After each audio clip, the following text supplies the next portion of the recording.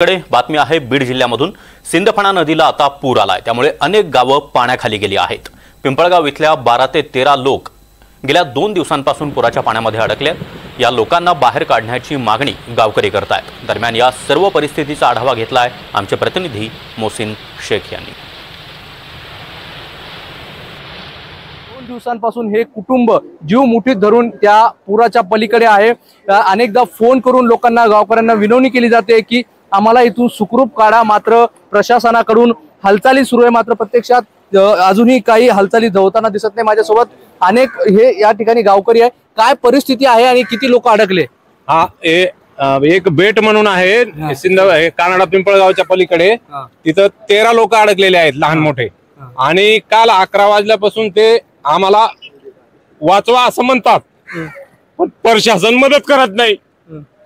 काय सांगावं, कालपासून तहसीलदारला मी बोलतोय, हेलिकॉप्टर बोलवा साहेब, हे लोक वाचू शकत नाहीत असं। तहसीलदार साहेब ऐकायला सुद्धा तयार नाहीत। त्या DHO कोणच्या मॅडम आहेत त्या सुद्धा ऐकायला तयार नाहीत। आबाला मी बोललेलो आहे, आबानी त्यांना बजरंग बाप्पाला सुद्धा फोन केलेला आहे। खासदार साहेब सुद्धा त्यांना बोललेले आहेत की तुम्ही हेलिकॉप्टर का बोलवत नाहीत। तर तहसीलदार साहेबांनी माझ्या फोन मध्ये रेकॉर्डिंग आहे, ते बोललेले त्यांना की काय नाही, मी 2 टीम बोलवले आणि मी त्यांची मदत करतो, ते लोक सुरक्षित आहेत, मी त्यांना बाहेर काढतो। हे असं उत्तर आहे खोमणे साहेबांचं। किती महिला, लहान मुलं आहे, काय आहेत त्याच्यामध्ये? 2-3 लहान मुलं आहेत, 2 महिला आहेत आणि बाकीचे पुरुष आहेत। असे लहान मोठे 13 लोक आहेत। ते 2 दिवस झाले, अन्न नाही, पाणी नाही, कशी अवस्था असेल? आता कशी अवस्था असेल आता बघा सर, आता कशी अवस्था असेल त्यांची हे प्रशासनाच्या लक्षात आलं पाहिजे। प्रशासन फक्त उडवडीचे उत्तर देत आहे, कुणाचं ऐकायला तयार नाही ते लोक। नुसते इथं आपलं येते तर आपलं आम्हाला काहीतरी येड्यामध्ये काढून आपलं निघून जाते। तुम्ही भावनिक झाले, तुमच्या डोळ्यात अश्रू आले, भयंकर परिस्थिती आहे। एक अख्खं कुटुंब तिकडं आहे, विनवणी करते, मात्र प्रशासन ऐकत नाही। प्रशासन ऐकायला तयार नाही। आज प्रशासन तुम्ही सुद्धा पाहिलंय, आता इथं आपल्याला वाटामध्ये त्याने कलेक्टर साहेब सुद्धा काय बोललेत आपल्याला, त्यांना वाचवणं फार गरजेचं आहे साहेब। ते त्यांचं असं म्हणणं आहे की हेलिकॉप्टरची मागणी आम्ही वारंवार करतो, पण ते हेलिकॉप्टर मागवतच नाहीत। तुमच्याशी बोलणं होतंय, त्या कुटुंबाचं काय विनवणी करतायत? रडते साहेब, ते आम्हाला वाचवा म्हणतात, वाचवा म्हणतात आम्हाला, ते बाकी काय म्हणणार नाहीत आम्हाला ते।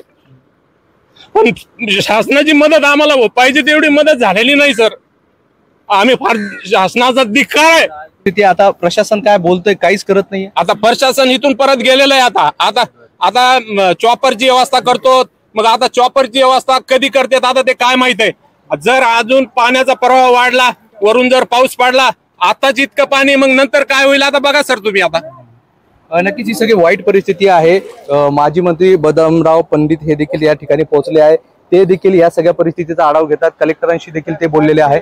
आणि हे बघा, ही सगळी, मला थोडस कॅमेऱ्यामध्ये दाखवणं जरा ते दिसत नाहीये, पण ते लोक, हे बघा, हे ते झाडावर लोक बसलेली आहेत।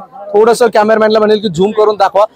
झाडावर त्या आपल्या लिंबाच्या झाडाजवळ लोक बसलेली आहे, विनवणी करतायत, तिकडून हात दाखवतायत, लहान मुलं आहे, आम्हाला वाचवा, आम्हाला वाचवा असं सतत फोन करून सांगतायत। मात्र त्यांना वाचवण्यासाठी प्रशासन कठोर भूमिका घेत नाहीये। कारवाई प्रत्यक्षात कठोर केली जात नसल्याचा गावकऱ्यांचा आरोप आहे। भयंकर सगळी परिस्थिती आहे, मी तुम्हाला दाखवण्याचा प्रयत्न करतो। हा महापूर सारखी ही सगळी परिस्थिती आहे आणि या ठिकाणी मोठ्या प्रमाणात हा पूर आलेला आहे। 13 जण लहान मुलं आहेत, त्यात अनेक जण या पुरामध्ये 13 जण अडकले आहे। आता तरी प्रशासनाला जाग येईल का? आणि तात्काळ आता या ठिकाणी NDRF ची टीम परत गेलेली आहे, त्यामुळे या ठिकाणी चॉपर म्हणजेच हेलिकॉप्टरची गरज आहे।